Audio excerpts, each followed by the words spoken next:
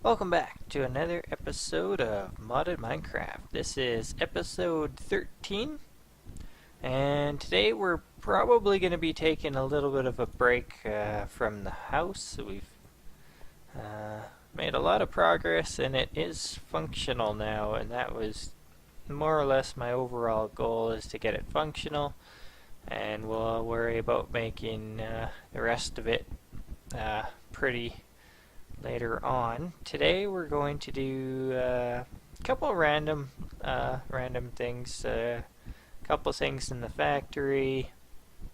Also want to make an advanced nano chest plate, and the reason we couldn't make that before is we needed aluminum plates, and we do have aluminum now, and I do believe we have enough.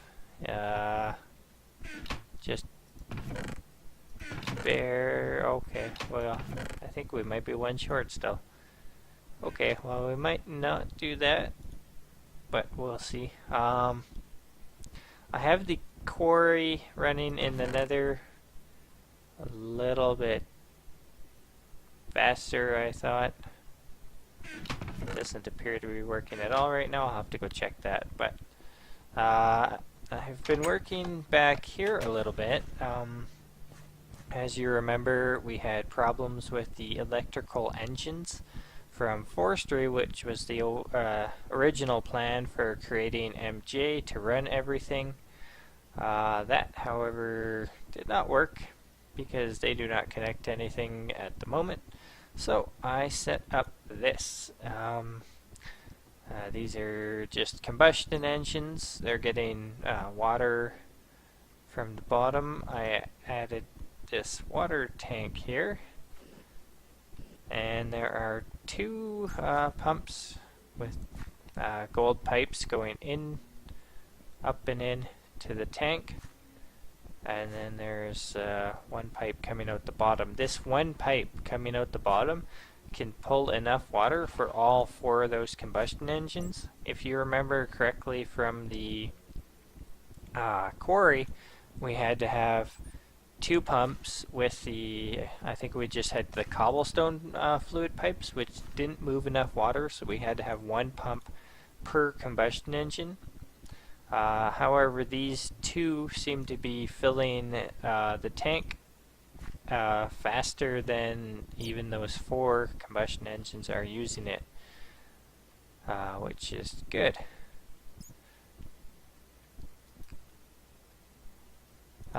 I threw in some reinforced glass on the front. All of this is obsidian behind here. And all the pipes and everything are all completely covered in obsidian. Say if here's your pipe, then it's all the way around, not just the top and bottom. And that is because my auto crafting tables are just on the other side of this, and from previous experiences, when these combustion engines, when I screw something up or when they glitch and they go boom, they make one hell of a hole. Especially because one blows up and then it makes the other ones blow up, and yeah, it's a mess. But we can prevent that with gates, which I made here. These are gold and gates, and basically how these are going to work, I'm going to have red pipe wire coming through here, and it just sticks on the pipes like that. You can sort of see it running there. Anyways, this is going to run along the whole pipe everywhere, and there'll be gates underneath. Anything that requires power, and basically there's an option on the gate that says that you can set it that if this machine has work to do, send a red pipe or red wire pipe signal, and then it'll send the signal. It comes over to these gates, and you can set this so that if it has a red pipe signal, then redstone signal. Also, the reason we need the gold and the gates is so that you can do another option here, fluid in the tank, water. So if there is water in the tank, then it will send a redstone signal. So it has to have this option and this option. And so if both of these are true, then it will send a redstone signal. And that is so that if the water or something glitches out or it runs out for some reason and these run dry out of water, rather than heating up and exploding, they will just turn off. And so yeah, basically then these will automatically turn on if any machine that needs MJ has work to do. It would be nice if there was like a storage thing. I know thermal expansion has one, but they have not updated to this version yet. And I'm just waiting to fill this in before, well, I have to add all the red pipe wire and stuff like that. I strung a gold Nice's pipe, I think that's how you say that, I'm not sure. And it comes up through the floor here and joins in with these engines in order to power this. These engines aren't really helping a whole bunch, but a little bit. And this has just been mass producing gates and stuff like that. So, I think I need to make some more red wire. I'm going to run that and see if I can get these gates all set up. A little bit here. Okay, I have all of this ran up to here. Just have to attach it to the little lasers.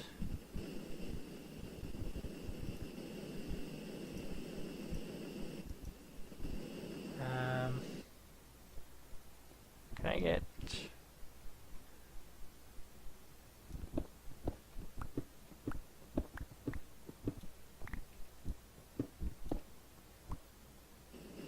back in around here?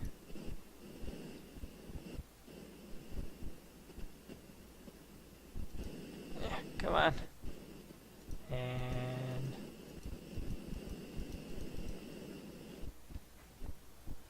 one to go through there, and then we should be... Oops. Oh wait, how does that...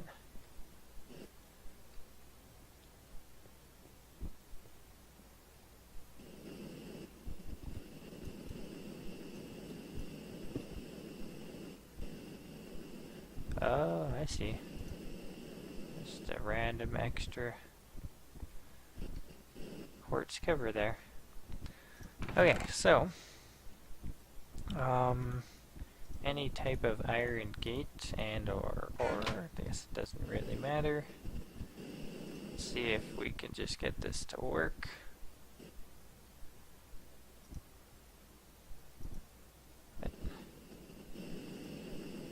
Oh, there we go. Okay, so if it has work scheduled, then red pipe signal, and I believe this one, yeah, this one's getting the highest amount of power right now, which means if only one can even work, then this one will turn on, so we only need the one gate there. And let me see if we turn this stuff off. There we go. Now it's off. It's not sending the red pipe signal anymore. Turn those back on. It now has work. And the red wire signal is on. Now we get to see if we actually didn't miss any spots. And if it's all lit up. Yep. There we go. So I'm going to switch these gates then to red pipe signal. And yeah, I'm going to set these for the same as that. Okay, there we go. Okay, whoops. That's why I put the trapdoor there. Okay, so all gates are set, and everything should be working, and these should turn off once all the machines run out of work. They should also turn off if they are going to explode.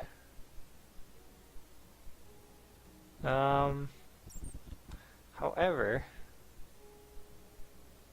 oh, that's right, pipes don't explode anymore.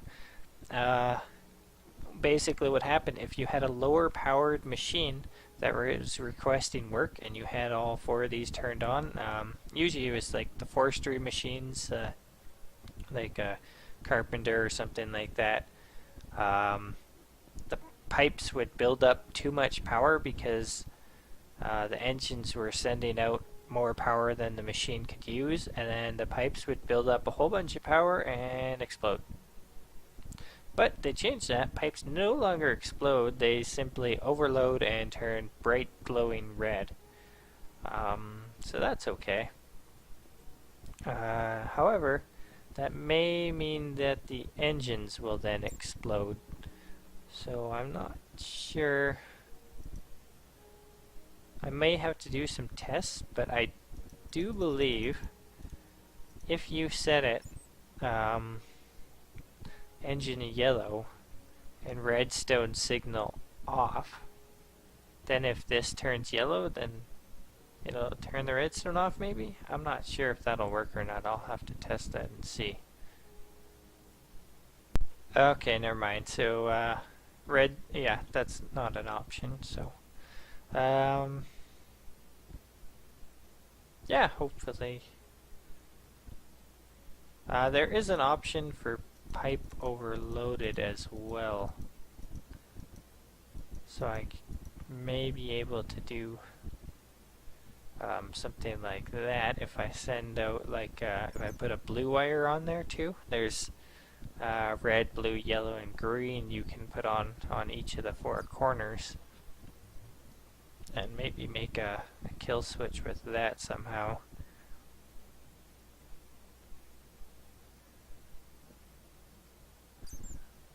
And I may have an on-off for the refineries as well, since they do drain a lot of power, but I'm not sure. I'm probably going to just tinker with this stuff a little bit more. How are we doing on nether bricks? Almost full again.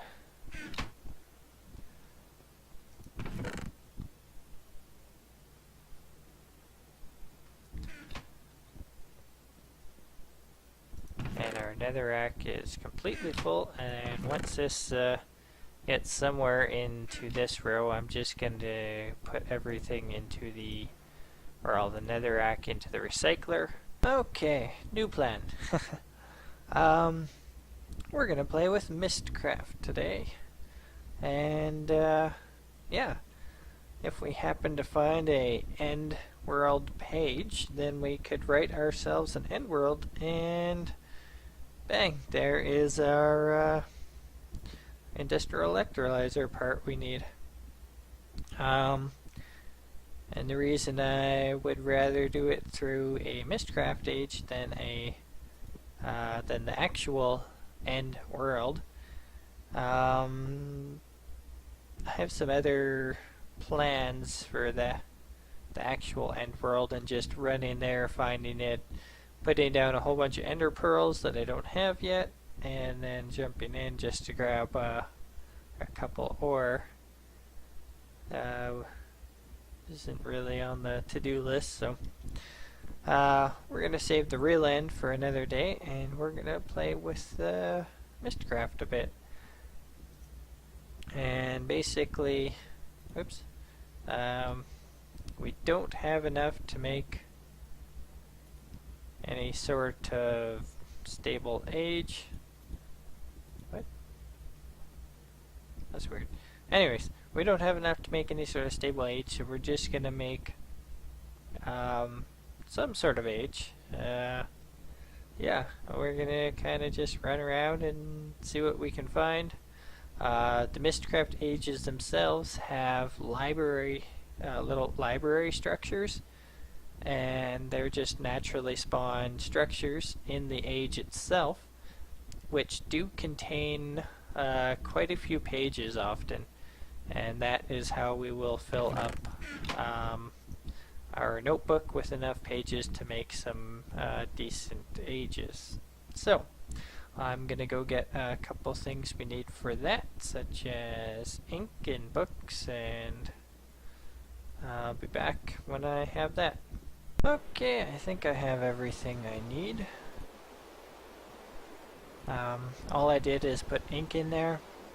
You can throw other things into here to get other effects, like intralinking and stuff like that, which would mean you could go from spot to spot on the same dimension, which would be useful in some cases. So, grab one link panel, two link panels.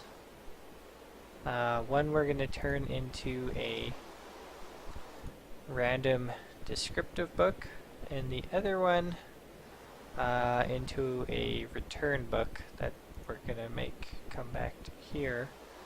We're not going to add any pages in.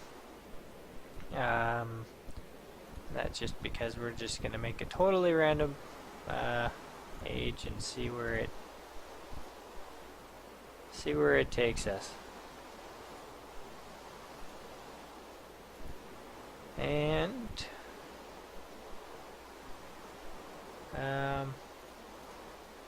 see if I can remember the recipe for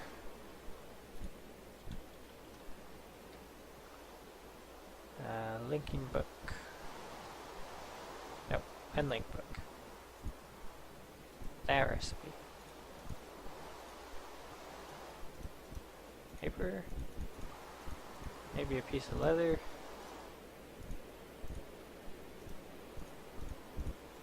Yeah, that was it. Okay, and this is going to be our return book. I suppose we'll return right here.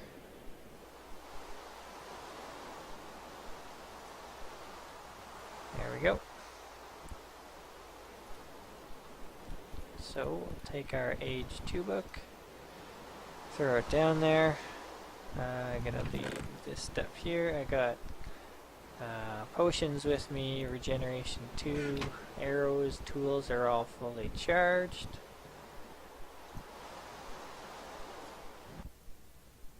And let's see where we end up.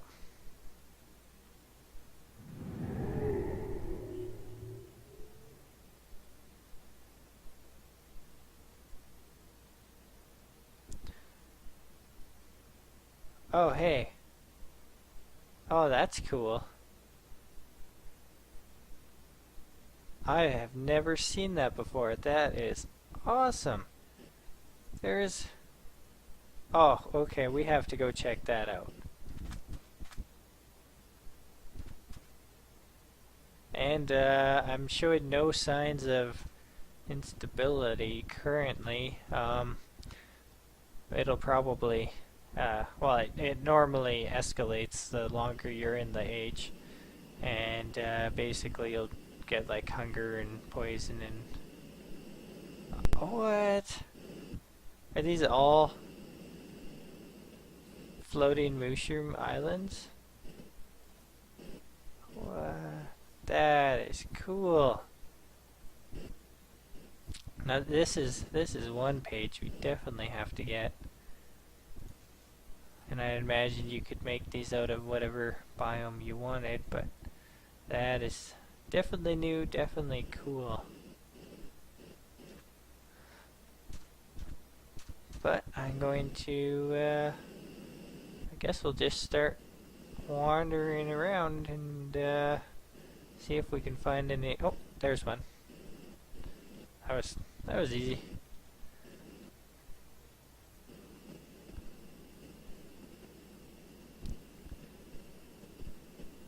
Head over to this library.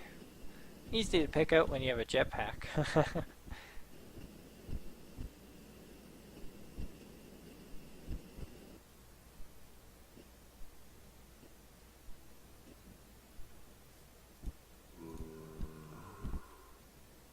More zombies.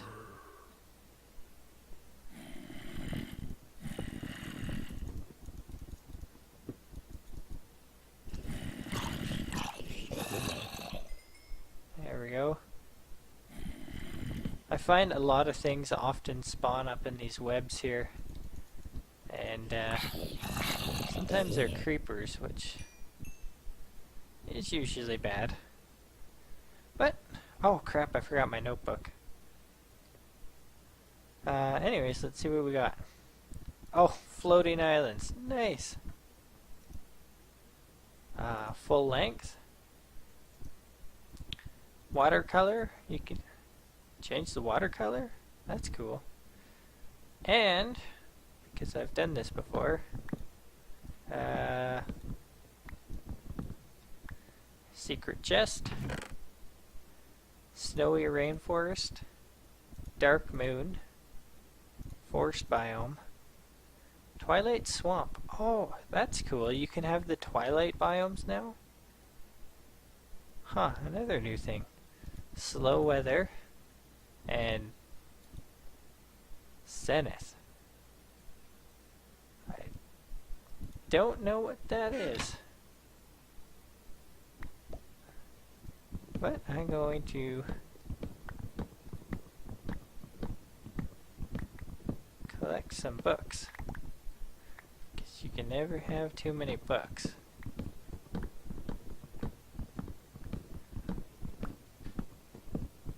And then I'm going to link back, grab my notebook, and then continue on, and I'll start recording if I find something interesting or another, yeah, I may as well take these two, or another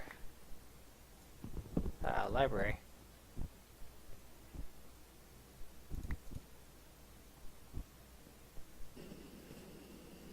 Where was my platform? Okay, so it's nighttime, and the stars are orange, which is cool. I didn't know you could change the color of the stars. Library number 2.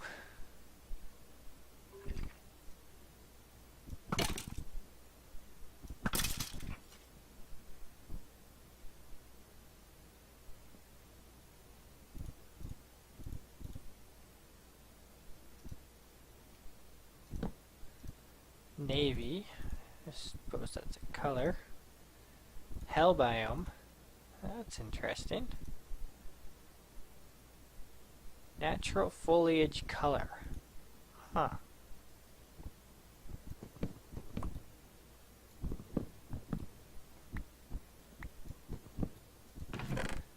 And extreme hills, green swamp, jungle wood block, ice mountains. Interesting. Well, it looks like I found a village. I did find another library as well. And I've just been harvesting random resources as I go, throwing them in my ender pouch, which connects to my ender chest, and everything gets pulled out of there and sorted. Let's see. Blacksmith. Perfect.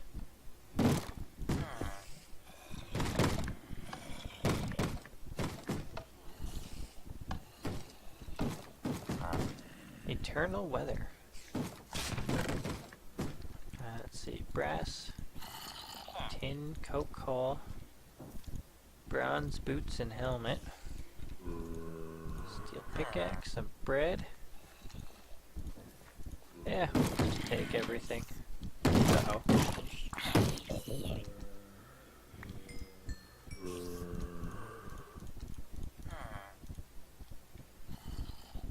Let the sorting room deal with it.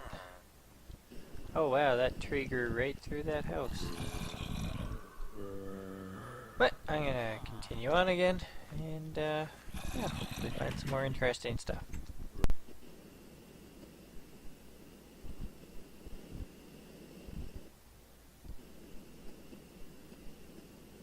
Okay, so I just found a notebook in the secret chest. Ooh, dungeons, nice. Void half-link. So this is my main notebook. Oh, sweet, it is full.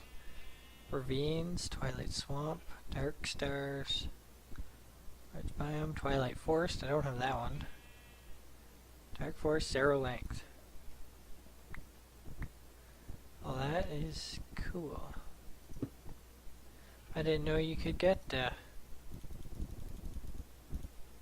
notebooks in the chest. It must be pretty rare. Came with a lot of pages, so can't complain with that.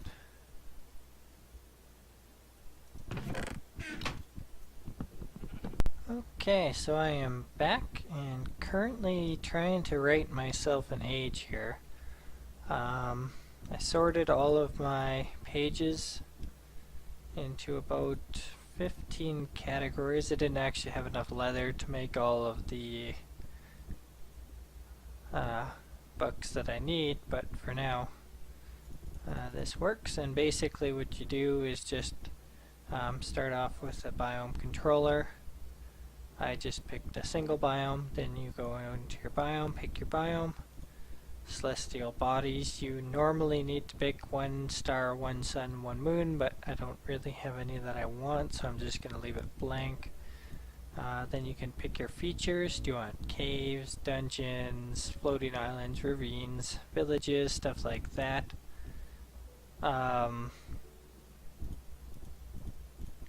What's next? You can pick your lighting, your terrain, standard, void, visual. You can pick all the colors of your stuff. I'm gonna leave everything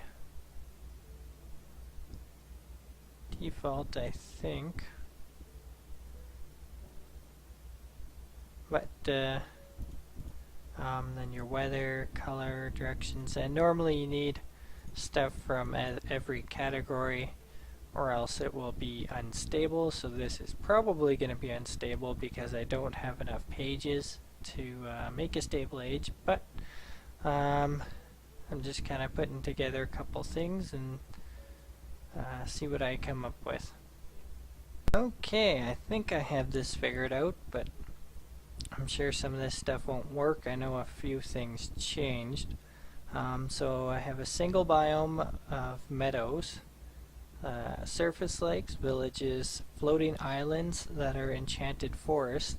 I'm not sure if that's going to work. That's new to me. So standard terrain, natural cloud color, natural foliage color, watercolor is navy.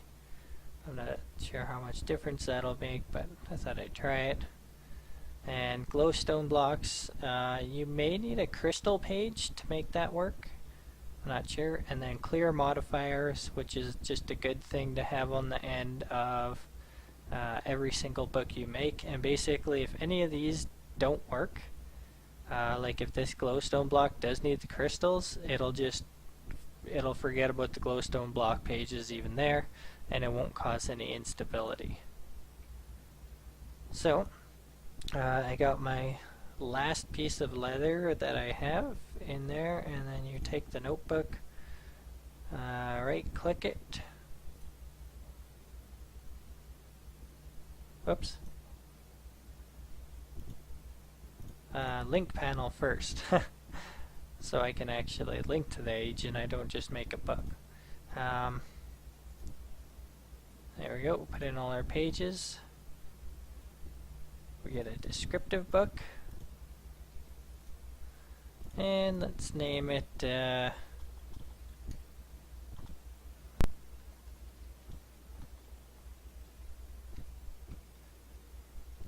and we can rename that if we want it later.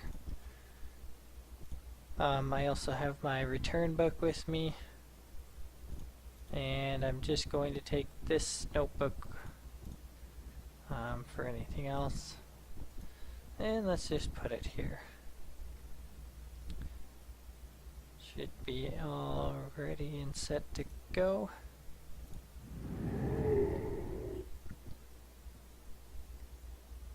Ooh.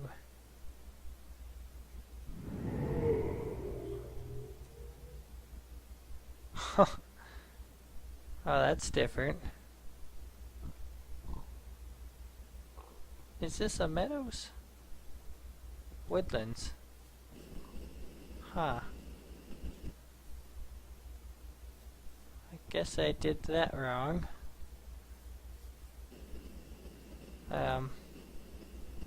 Glowstone seems to be here, but I think it was supposed to be crystals rather than tendrils.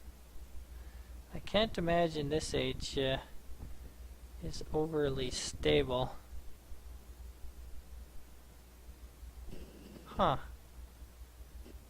Is that a frozen lake?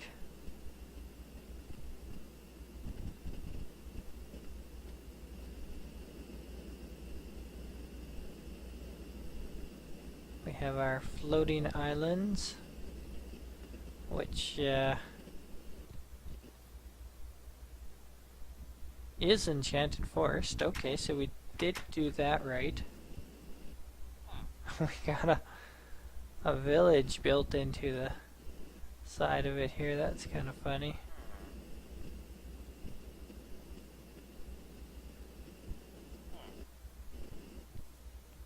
And that massive glowstone tendrils, those are different. Huh, I wonder why it went to woodlands rather than meadows.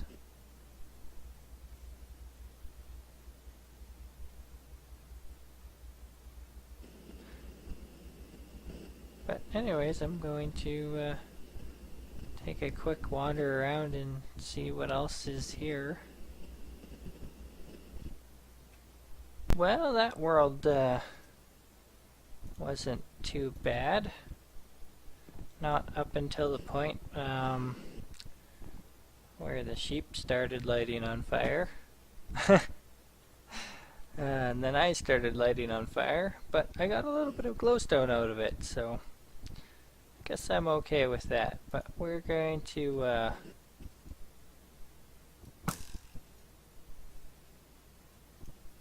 yeah, there we go. We're gonna get rid of that one. Okay, I think we're gonna call it an episode there. Got a few things done, quite a few pages found. Next episode we'll probably start off with or sometime during the episode we'll have some more Mystcraft as we try to get some more pages, enough to make a stable age at least, and hopefully getting the end world page. So, hope you guys enjoyed this episode, and see you next time.